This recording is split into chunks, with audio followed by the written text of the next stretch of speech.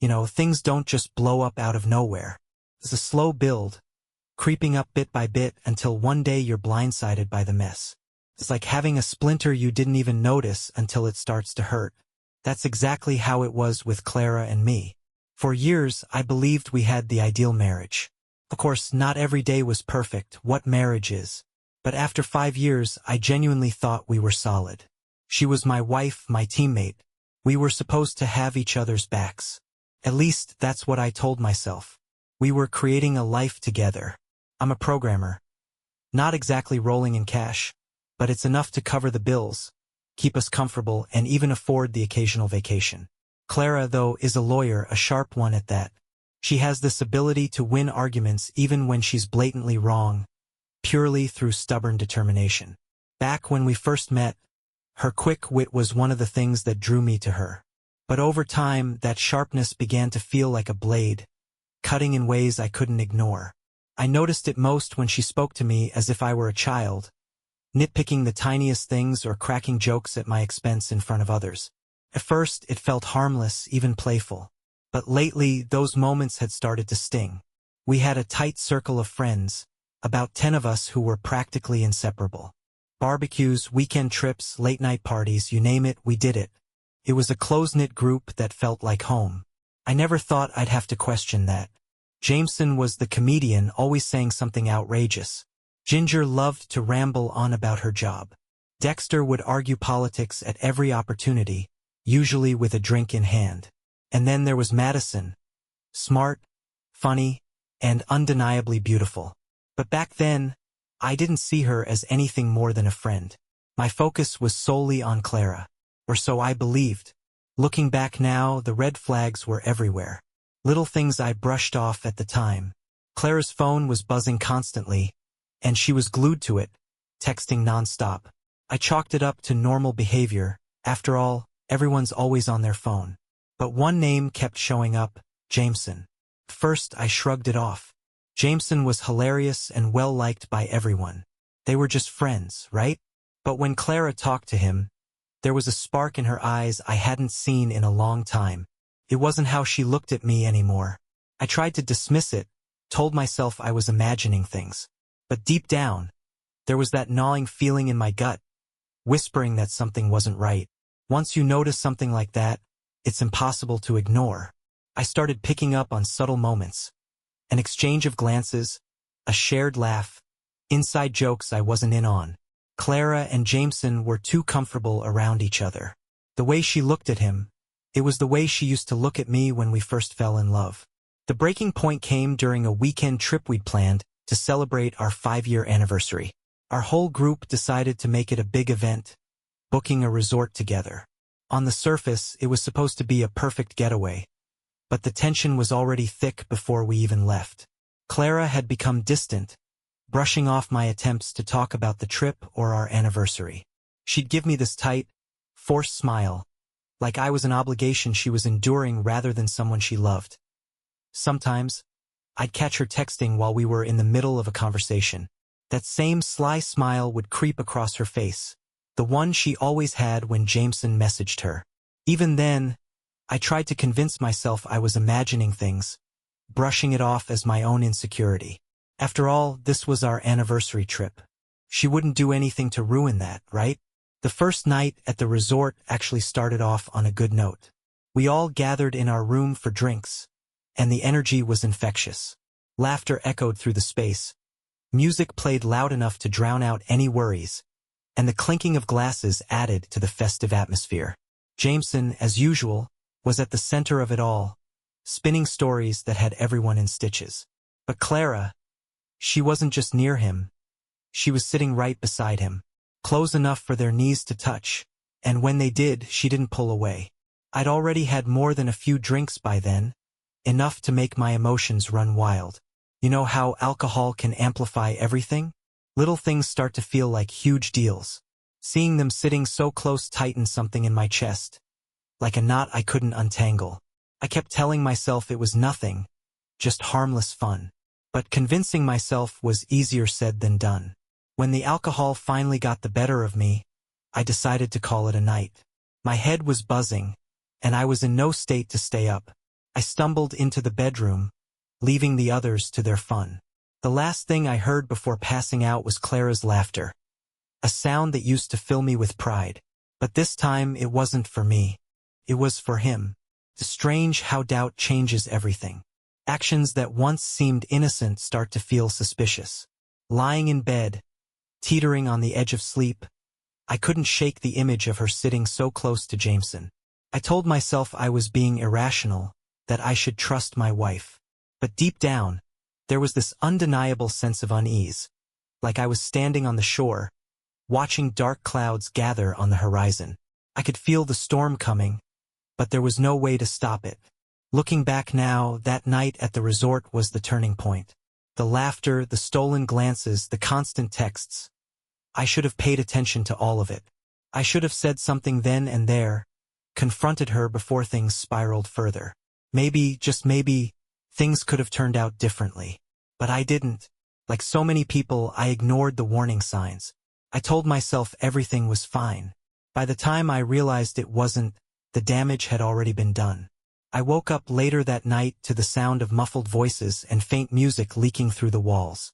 My head throbbed from the drinks, but something about the noise yanked me out of sleep. It wasn't just harmless chatter.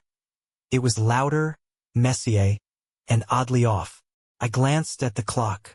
Nearly 3 a.m. The laughter, the strange sounds. Something wasn't right. At first, I tried to rationalize it. Maybe the group was still partying. Maybe I was just letting my paranoia get the better of me again. But then, that same gnawing feeling from before crept back. And this time it was too strong to ignore. I sat up, rubbed my temples, and tried to shake off the haze. The noise was coming from the room next door, Jameson's room. My stomach churned, twisting into a knot so tight it felt like I could barely breathe. I got out of bed, my heart pounding as I moved toward the door. My mind kept trying to downplay the situation. I told myself I was being ridiculous. Maybe I just needed some water, and I'd laugh at myself for overreacting. But when I opened the door, that fragile sense of denial shattered. What I saw froze me in place, and in that instant, everything changed. There she was, Clara, the woman I had trusted with every part of my life, tangled in a scene I could barely comprehend. Felt like a nightmare, something too twisted to be real. People were draped over each other, laughing, lost in a haze of chaos. And there was Jameson, his hands on Clara, their bodies too close, too familiar. It wasn't just them, either. Dexter was there, looking like he was having the time of his life, as if this whole thing was some kind of sick joke. I just stood there, frozen in place, my mind struggling to process what I was seeing. It hit me like a sucker punch to the gut, knocking the wind out of me. My chest felt hollow, my breath shallow and shaky. My hands trembled uncontrollably, but somehow instinct kicked in.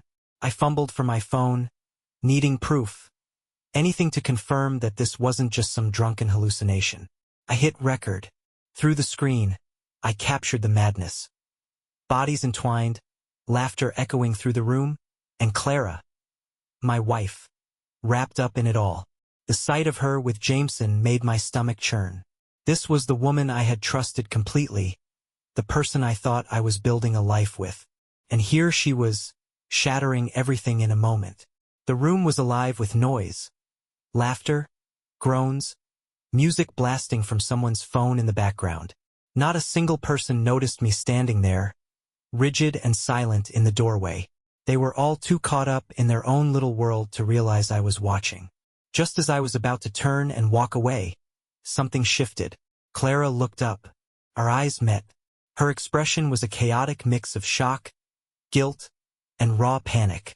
She scrambled to her feet, shoving Jameson aside as if trying to erase what I'd just seen, and rushed toward me, dragging me out into the hallway. "Oscar, wait, please. Let me explain," she pleaded, her voice shaking with desperation. She grabbed my arm like she thought she could somehow fix this, like words would make any of it okay. I just stared at her, trying to make sense of the nonsense spilling from her mouth. "It's not what it looks like. You don't understand," she kept saying, the words tumbling out in a frantic mess. But how could I take that seriously? What else was I supposed to believe after what I'd just seen? It's not new, Oscar, she stammered finally, her voice cracking. This has been going on for years, even before we got married. I wanted to tell you, but I was scared. I thought you'd leave me. Her confession hit me like a sledgehammer. Years? My entire body went cold as the weight of her betrayal settled in. Tears streamed down her face, big shimmering drops that dripped onto her trembling hands. But all I felt was rage. A deep, boiling fury rising from the pit of my stomach. You mean this? I hissed, my voice low and venomous. This has been happening all along, and you never thought to tell me? You thought I wouldn't understand. My words grew louder with every syllable, the anger clawing its way out. I didn't care who heard me anymore. I was scared, she whispered, her voice barely audible over my rage. I didn't want to lose you. Lose me? I snapped, a bitter laugh escaping my throat. You lost me the second you decided to lie. Don't you get it, Clara? There's no coming back from this. She kept crying, kept begging me to believe that she loved me. But love? How could I believe anything she said after what I just witnessed? Her tears, her apologies. They were meaningless now. No amount of pleading could erase the betrayal that had already ripped through me. I stood there, numb, while she continued to beg, trying to make me understand. But all I could feel was the crushing weight of everything I had lost. When I looked at her, I didn't see my wife anymore. The woman I thought I married, the person I had trusted completely, was gone. In her place stood a stranger.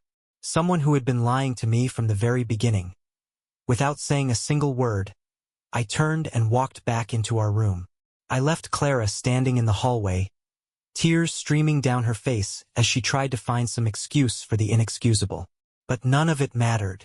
The damage was already done, and my world had been shattered into pieces that could never be put back together. I sat on the edge of the bed, gripping my phone like it was the only thing tethering me to reality. The video I had recorded was still there, saved in my gallery, a damning record of the moment my life fell apart. My hands trembled as I stared at the screen, the weight of what I'd seen pressing down on me. I knew, deep in my gut, that nothing would ever be the same again. I don't even know how long I sat there. Time seemed to stretch and blur, each second dragging like an eternity. Minutes? Hours? It didn't matter. I was trapped in a fog, unable to think, unable to breathe without the crushing weight of betrayal suffocating me. Sleep was out of the question. All I could do was sit there, lost in the chaos of my own thoughts. Eventually, Clara came back into the room. Her face was red and swollen from crying, her steps hesitant as she approached me. She sat down beside me, her presence heavy and unbearable. But I couldn't bring myself to look at her. I couldn't face her. Not after everything. Look, she whispered, her voice so quiet it was barely audible. Please, I love you. I know I messed up, but we can get through this. Can't we? Her words sliced through me like a blade. Get through this? The thought was almost laughable. How do you rebuild something so utterly destroyed? How do you move forward when the trust you thought was unshakable has been obliterated? I didn't have an answer then, and I still don't. All I knew in that moment was that the life I thought I had, the marriage I had put my faith in, was gone. There was no undoing what had been done. The next morning hit me like a freight train. I woke up feeling as though I'd been beaten. Not just from the hangover, but from the weight of everything that had unfolded. My head throbbed, but worse than the physical pain was the relentless reel of memories playing in my mind. Images of Clara with Jameson and the others repeated like a sick, twisted movie I couldn't turn off. How had I been so blind? How had I missed the signs? I thought I knew her. I thought I knew us. But the harsh truth was staring me in the face now. I didn't know anything. The betrayal was suffocating. A heavy pressure that left me gasping for air. My mind burned with 1,000 questions, none of which I would ever get real answers to. I lay there, staring blankly at the ceiling, trying to make sense of it all. The woman I had trusted with everything, the one I had built a life with, had torn it all apart. And the others, how could they stand by like it was nothing? Were they really that comfortable with it? The thought made my stomach turn. When I finally forced myself out of bed and into the bathroom, I caught sight of my reflection in the mirror. I barely recognized myself. My eyes were bloodshot, my skin pale, my hair a chaotic mess. I looked like the wreck I felt inside. I splashed cold water on my face, desperate for some clarity. Some sign that this was all just a terrible dream. But the cold water only sharpened the reality. This wasn't a nightmare I could wake up from. It was real. All of it. I stood there for what felt like an eternity, staring at the stranger in the mirror. Then, faint sounds from outside snapped me out of it. The others were awake, their voices floating through the air as they made breakfast plans, like it was just another ordinary day. The last thing I wanted was to sit at a table with them, pretending everything was normal. But avoiding them wasn't an option.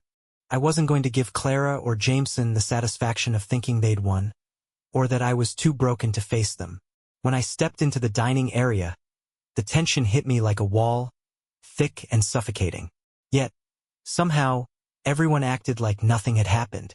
They laughed and chatted like it was just another morning, their casual energy a stark contrast to the chaos of the night before.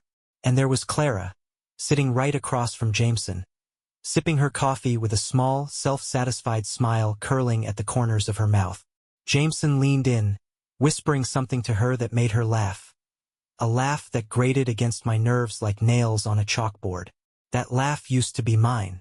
It used to mean something. But now it was his, and that realization stung worse than any insult. I clenched my jaw so tightly I could feel the strain in my teeth. Every glance they exchanged, every private joke between them, added fuel to the fire burning inside me. But I forced myself to sit down, to stay composed, even though my body was screaming at me to stand up, to shout, to flip the damn table over and storm out. I tried talking to a few of the others, fishing for any semblance of honesty. I needed someone to acknowledge what had happened, to explain what I'd walked into. But each time I brought it up, they dodged the topic expertly. They'd laugh awkwardly, change the subject, or offer some flimsy excuse. It was as if they'd all made some unspoken pact to stay silent, to keep me in the dark. Ginger was the only one who seemed to notice my unraveling. She pulled me aside, her expression soft but knowing, and asked in a low voice, "You okay? What do you think?" I snapped, the frustration spilling out before I could stop it. It wasn't directed at her. It was at everything. At all of them. Clara. At myself for being so blind. Ginger sighed, crossing her arms. She didn't seem surprised. If anything, she looked resigned, like she'd seen this play out before. "I know it's a lot to take in," she said quietly. "But this has been going on for years. It's just how it is." Her words hit me like a punch to the gut, the bitterness of them clawing at my throat. So, this is just how it is?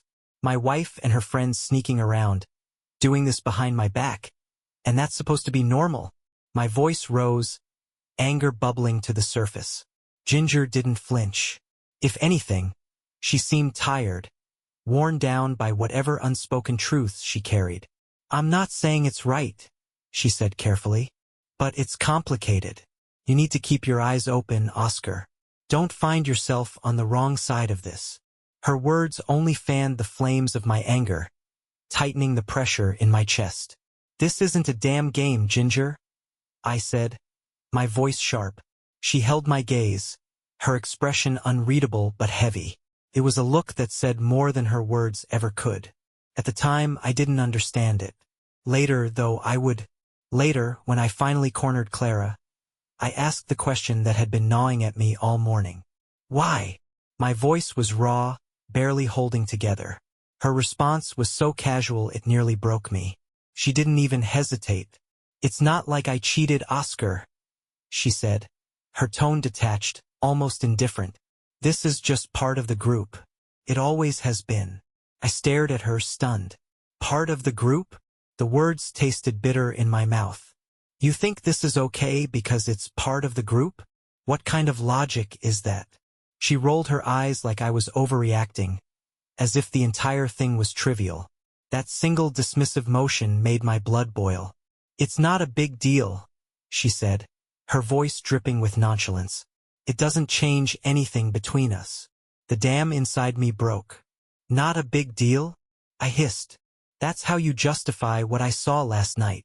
I asked, my voice trembling with anger. "You've been lying to me for years, Clara." "I didn't lie," she said, her tone eerily calm, as if we were discussing something as trivial as what to have for dinner. "I just didn't tell you." In that moment, the weight of it all crashed down on me. Everything I thought I knew about her, about our marriage, was a lie. Maybe it had never been what I believed it to be. Maybe she had always been this person, and I had just been too blind or too trusting to see it. "Is it still happening?" I asked, my voice cold and flat, though the storm inside me was raging. She shrugged, her indifference twisting the knife even deeper. "Sometimes. Not every time. It's just something we do." Her words left me speechless. I stared at her, trying to wrap my head around how casually she dismissed something so destructive.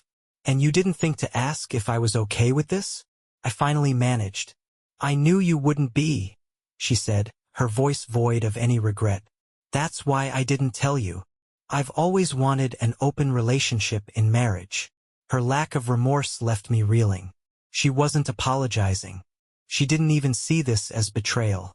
To her, this was just normal, a part of our life whether I liked it or not. And at that moment, I realized the woman I thought I loved, the woman I had built my life with, wasn't real. The person I had married was an illusion, a facade I had projected onto someone who had been hiding her true self all along. There was no coming back from this. Not now. Not ever. The anger inside me was all-consuming, boiling over every time I thought about her and Jameson, and her dismissive justification. "It's just meetings." That line echoed endlessly in my head, taunting me, driving me closer to the edge. I couldn't pretend anymore. Every time I looked at her, all I could hear was her casual dismissal. "It doesn't change how I feel about you." The words looped in my mind, mocking me, as if they were supposed to somehow erase the betrayal. That's when Madison approached me. Maybe she noticed how miserable I was, or maybe she saw the way I was avoiding Clara. Either way, she pulled me aside, and for the first time in what felt like forever, I felt like someone actually cared. Later that night, we met at the hotel bar, just the two of us, far from the rest of the group. I hadn't planned on saying much. I wasn't sure I could, but once I started talking, the floodgates opened. Everything came spilling out. What I had seen, Clara's betrayal, how utterly lost and broken I felt. The words were bitter and heavy, but Madison listened intently, her eyes steady and free of judgment. When I finally finished, she met my gaze and said, "You don't deserve that, Oscar. You deserve better." Her words hit me like a bomb on an open wound. For the first time, I didn't feel crazy. I didn't feel like I was overreacting. Someone else saw it. Someone else knew it wasn't okay. Madison's kindness lifted a weight off my chest I hadn't even realized I was carrying. We ended up talking for hours. Madison opened up about things I had never known, pulling back the curtain on the group's dynamics. This wasn't the first time someone had been left in the dark, she told me. It wasn't the first time someone's trust had been shattered in the name of just part of the group. Hearing her say that made me realize just how toxic the entire situation had been all along. Some couples thrive on secrets, while others are destroyed by them, Madison said softly, her hand resting lightly on mine. "You're not the only one, Oscar, but that doesn't make it right." Her words lingered in the air between us, a quiet acknowledgement of everything I had been grappling with. At some point, the conversation shifted. I couldn't pinpoint exactly when. Suddenly, we weren't just talking anymore. Madison leaned in, her scent filling the space around us. Her hand stayed on mine, lingering longer than before, and in that moment, something inside me shifted. The anger I had been carrying, the betrayal that had consumed me, found an outlet. Madison was there, steady and present, ready for me to let it all out. Without thinking, I kissed her. It wasn't gentle and it wasn't romantic. It was raw, desperate, and fueled by all the emotions I'd been bottling up since the moment my life shattered. That night with Madison wasn't about love. It was about escape. For the first time in weeks, I felt like I could breathe again. The weight of Clara, Jameson, and the chaos they dragged me into disappeared, if only for a little while. It was just Madison and me, lost in a space where nothing else mattered, tangled together in a bed that wasn't Clara's. When the sunlight started creeping through the curtains the next morning, I expected the guilt to hit me like a wave. But it didn't. If anything, I felt lighter, as though I had reclaimed a piece of myself. Madison sat beside me, brushing her hair out of her face and giving me a quiet, knowing smile. "What now?" she asked softly, her voice carrying both uncertainty and something more, hope, maybe. That's when the idea hit me, sharp and undeniable.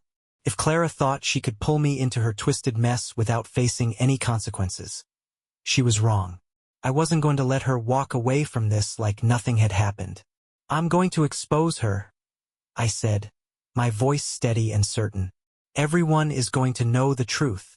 Madison didn't hesitate. She didn't try to talk me out of it. If anything, her eyes lit up with a quiet determination. "They deserve it," she said firmly, her voice laced with anger. "And you deserve to be heard." With Madison at my side, I felt invincible.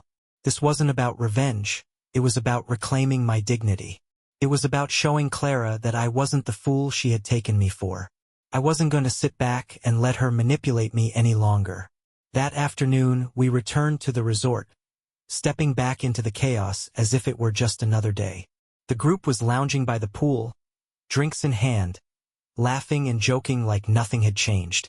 Clara was right there, of course, sitting next to Jameson, her smile as bright and easy as it used to be when it was just for me. I could feel the anger bubbling beneath the surface, my blood starting to boil.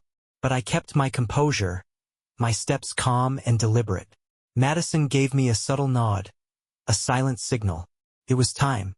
I stepped forward, clearing my throat loud enough to draw everyone's attention. The laughter died down as they all turned to look at me. I stood tall, even though my heart pounded furiously in my chest.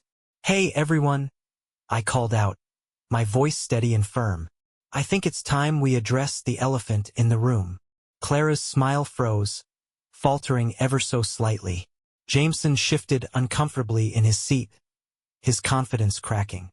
The rest of the group exchanged uneasy glances, sensing the change in the atmosphere but unsure of what was coming next. "I know what you've all been doing," I continued, my gaze locking onto Clara. "And I think it's time everyone else knows too." Clara jumped to her feet, panic written all over her face. "Oscar, don't," she pleaded, her voice desperate. But it was already too late. I pulled out my phone, my hand steady despite the storm of emotions inside me, and pressed play. The screen lit up, and with it, the sounds of last night, the laughter, the moans, filled the air like a hammer to their carefully constructed lies. The room reacted instantly. Gasps, awkward shuffling. Some of them averted their eyes, unable to face what was playing out in front of them. Clara stood frozen, the color draining from her face as the truth unraveled in vivid, undeniable detail. "You thought you could keep this from me?" I said, my voice low but dripping with venom. "You thought I'd never find out? Well, here we are." Jameson moved, as though he was about to step in, but I silenced him with a glare so sharp it could cut glass. "Don't even think about it," I snapped, my voice cold and firm. Clara fumbled for words, her hands trembling as she tried to explain. "It wasn't like that," she stammered. "I mean, it was, but it didn't mean anything." A bitter laugh escaped my throat, raw and cutting. "Didn't mean anything? You've got one hell of a way of showing that." She kept talking, trying to spin the situation, her voice rising with every desperate word. She wanted everyone to believe I was overreacting, that the video wasn't what it looked like. But it didn't matter. The truth was laid bare for everyone to see, and no amount of smooth talking could erase it. The group sat in stunned silence, their carefully maintained facade cracking under the weight of the revelation. Jameson looked like he wanted to vanish into thin air, while Clara, for the first time since I had known her, she looked genuinely afraid. I turned to her, my voice icy and calm. Was it worth it? All the lies, all the secrets. Was it worth losing me? She opened her mouth, but no words came out. There were no excuses left, no plausible denials or apologies that could undo what she had done. She had nothing. She just stood there, defeated, as the gravity of her choices bore down on her. Madison stood beside me, her hand resting lightly on my arm, grounding me. In that moment, I knew I had done the right thing. Clara had betrayed me in every way imaginable, but I wasn't going to let her walk away unscathed. Not this time. I turned my back on the group and started walking away, leaving behind the stunned silence and the fractured trust of people who had pretended nothing was wrong for far too long. Madison followed close behind, her quiet presence reassuring me. As we walked toward the exit, I felt something I hadn't felt in weeks. Relief. The truth was out. The game was over. And for the first time in what felt like forever, I was free. That night, I sat alone in the dimly lit hotel room, my phone glowing in my hand. Clara had made one last attempt to talk to me, cornering me with that pitiful, fake remorse dripping from her voice. "It was just a temporary weakness," she whispered, as though that could make it better. "It didn't mean anything, Oscar. We can work through this." Work through what? The years of deception? The way she had torn apart everything we'd built and tossed me aside like I didn't matter? I was done. Completely and utterly done. Her words only fueled the rage simmering beneath the surface, tightening my chest with every empty excuse she uttered. She had taken everything from me. My trust, my dignity, my pride. And now it was my turn. She wasn't going to walk away from this without consequences. If Clara wanted to destroy what we had, then I was going to make sure she paid the price. My hands trembled as I unlocked my phone, ready to take the next step. The video was still there, waiting for me. A raw, unfiltered reminder of their betrayal. The laughter, the moans, the stolen touches. It was all laid bare. Every second of it twisted the knife deeper into my chest. But I didn't back away from the pain. I leaned into it, letting it fuel me. With steady hands, I began editing, trimming out the unnecessary parts and zeroing in on the most damning moments. Clara's laughter with Jameson, the way their bodies touched, the look in her eyes that said I was already forgotten, like I didn't exist, like I was nothing. Every frame was a fresh wound, but instead of retreating, I let the anger push me forward. This wasn't going to be a secret anymore. Clara's betrayal wasn't going to be something only I had to carry. It wasn't just her friends or Jameson who deserved to see the truth. I was going to make sure the whole world knew who she really was. When the video was ready, I hovered for a moment, my finger above the upload button. A tiny voice in the back of my mind whispered that this was too far, that I was crossing a line I couldn't come back from, that unleashing this video would ignite consequences I couldn't control. But that voice had been ignored for far too long. Clara had made her choice, and now it was time for her to face the consequences. With one steady breath, I hit upload. The video spread faster than I could have imagined. Within minutes, it was everywhere. Comments began flooding in, some expressing shock, others reveling in the drama, and many filled with cruel, biting humor. Clara's name became a target for ridicule. People I didn't even know started sharing the video, tagging her and the others involved, turning their private betrayal into public spectacle. The comments were relentless. Cruel jokes, crude insults, endless mocking. Clara, once so poised and respected, was now at the center of an internet frenzy. And it didn't stop with her. The fallout rippled outward like a chain reaction, touching everyone who had been involved.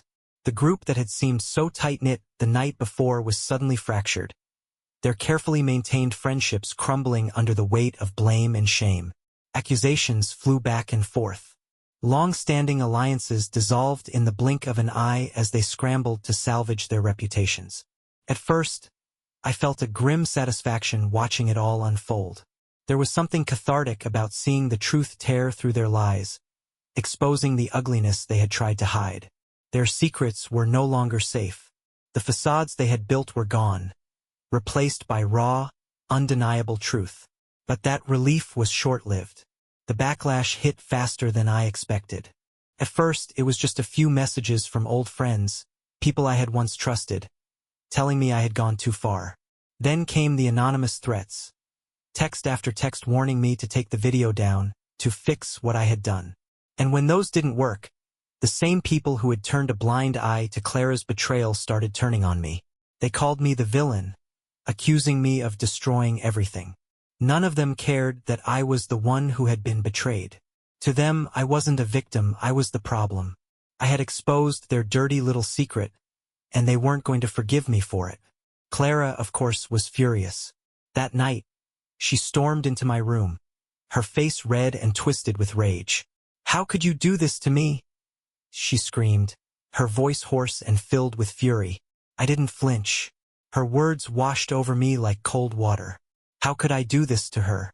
After everything she had done, after the lies and betrayal, she still had the audacity to paint herself as the victim. "Do you have any idea what you've done?" Clara shouted, her voice trembling with fury. "You've ruined everything. My career, my life. Everything is destroyed." I met her gaze with a cold, unflinching stare. No emotion, just truth.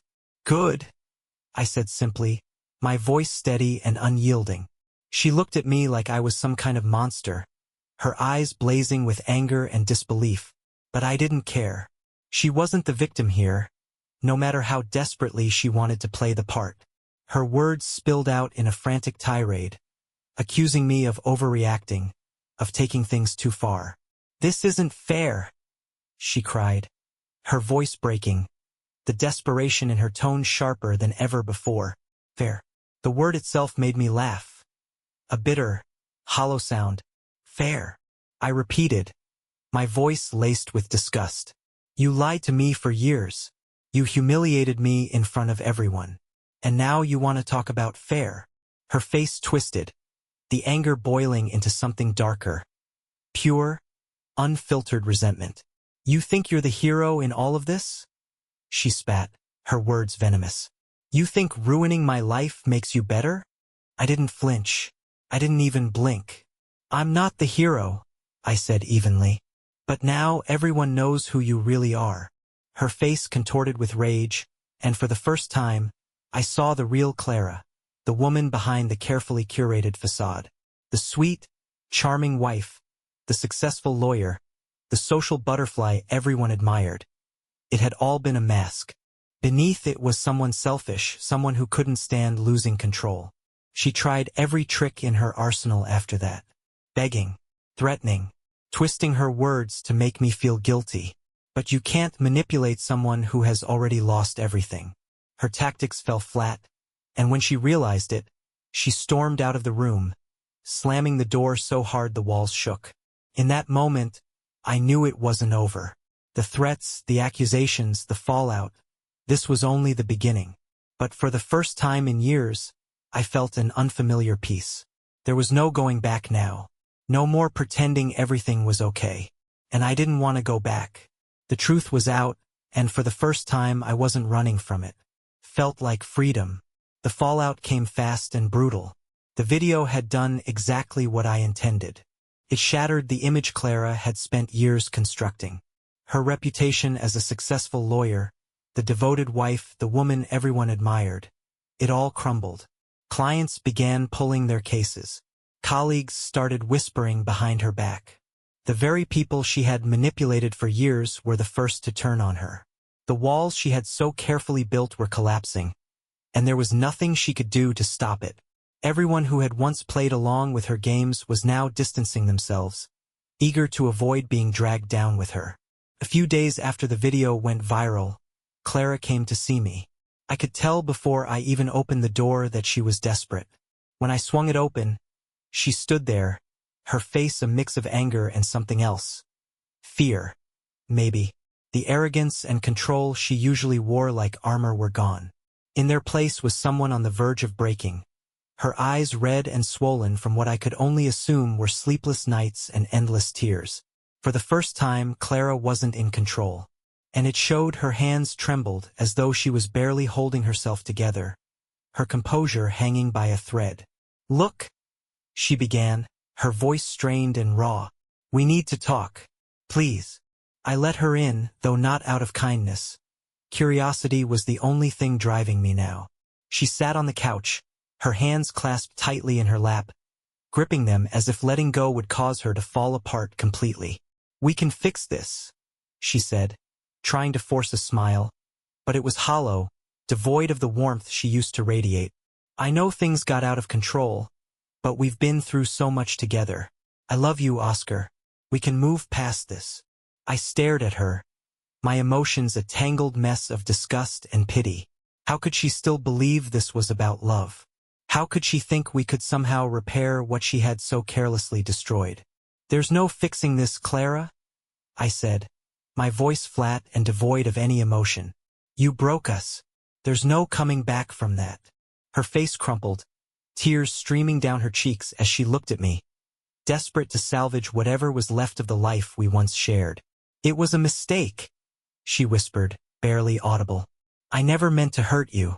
I didn't think you'd ever understand." "You're right," I replied, my tone cold. "I don't understand, and I never will." She begged. She pleaded. She asked for another chance, clinging to the hope that we could rebuild what had been irreparably shattered. But it was pointless.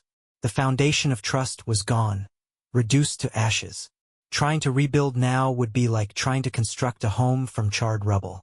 "I can't live like this, Clara," I said, the words final steady. "And honestly, I don't think you can either." Her face twisted, a painful mix of anger and sorrow flickering across it. But she didn't argue. Deep down, I think she knew it was over. She understood that any trace of pity I had once felt for her was gone. I was finished, done with the lies, the deceit, the manipulations. It was time to let go. For both of us. The very next day, I found myself sitting in the sterile office of a divorce lawyer. Every detail of our split felt like another blow to the gut. This wasn't just about dividing assets or signing papers. It was the end of everything I had believed my life would be, the death of the future I had imagined. But as painful as it was, there was also a growing sense of liberation. With every step of the legal process, with every stack of paperwork, the weight of Clara's betrayal started to lift, piece by piece. Each meeting with my lawyer served as a reminder that I was finally moving away from the chaos she had created. I realized something important in that office. I didn't just want to leave Clara. I wanted to leave everything behind. The lies, the toxic patterns, the manipulations, all of it.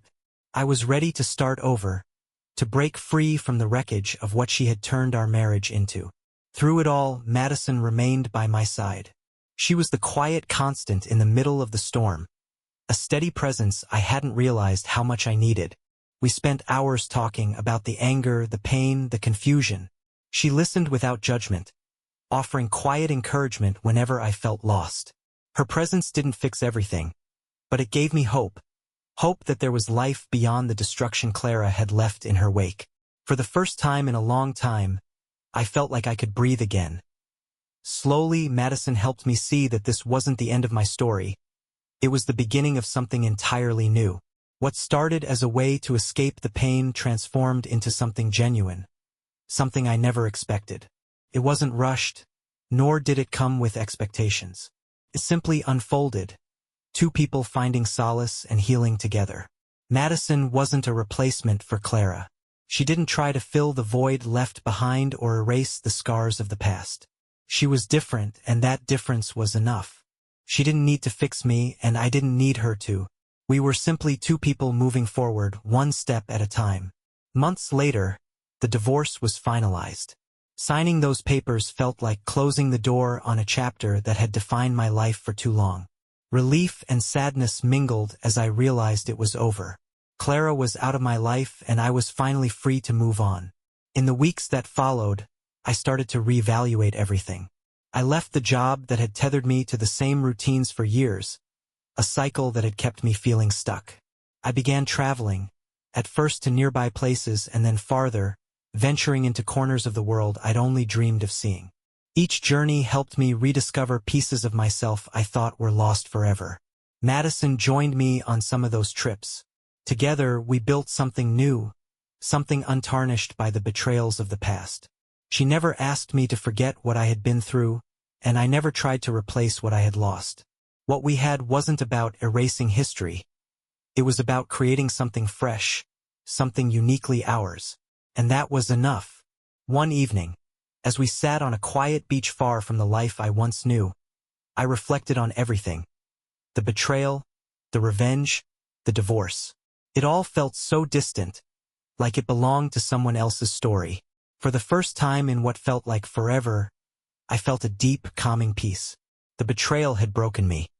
It had forced me to face the darkest parts of myself, parts one hadn't even known existed. But it also gave me the chance to rebuild, to start over with a clearer understanding of who I was and what I wanted from life. As the sun dipped below the horizon, casting its warm glow over the water, I realized something profound. I wasn't angry anymore. The bitterness, the rage, the pain, they had all faded. In their place was a strange sense of gratitude.